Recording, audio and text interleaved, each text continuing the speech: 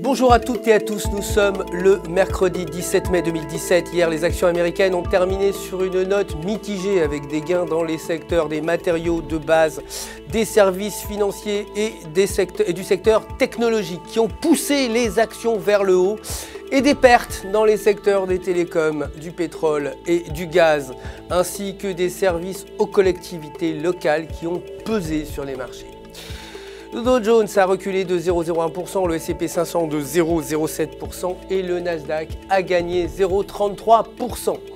Le dollar américain, quant à lui, a terminé en baisse face aux autres devises majeures. Les données sur le logement aux États-Unis ont été inférieures aux attentes et des rapports ont révélé que le président Donald Trump avait partagé des informations sensibles avec la Russie lors d'une réunion la semaine dernière. Côté matières premières, l'or a clôturé en hausse à 1238 $ et le pétrole brut a chuté quant à lui, terminant à 48,25 $ le baril.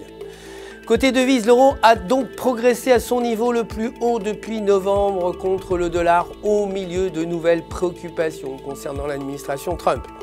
Techniquement, selon le graphique du jour, la paire euro-US dollar évolue sous la résistance à 1,1150 et si la paire se maintient sous ce niveau, elle pourrait chuter vers 1,0800 tandis que si elle franchit la résistance, elle atteindrait les alentours de 1,1400.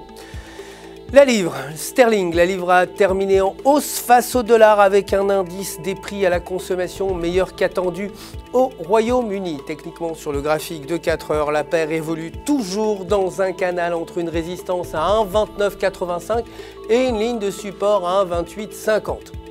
Et si la paire franchit la partie supérieure du canal, elle pourrait atteindre les alentours de 1,3200, tandis qu'un repli sous la partie inférieure l'entraînerait vers 1,2700.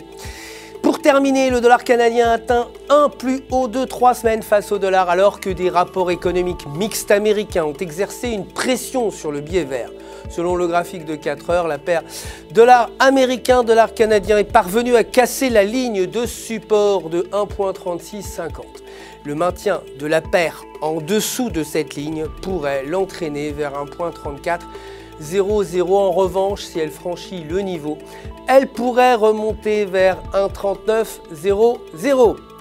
C'est tout pour aujourd'hui. Merci de nous avoir suivis. Je vous retrouve très bientôt pour la suite de l'actualité des marchés du FX. En attendant, restez avec nous sur www.efx.com pour tous vos besoins de trading et pour retrouver, vous le savez, votre gestionnaire de compte personnel prêt à répondre à toutes vos questions.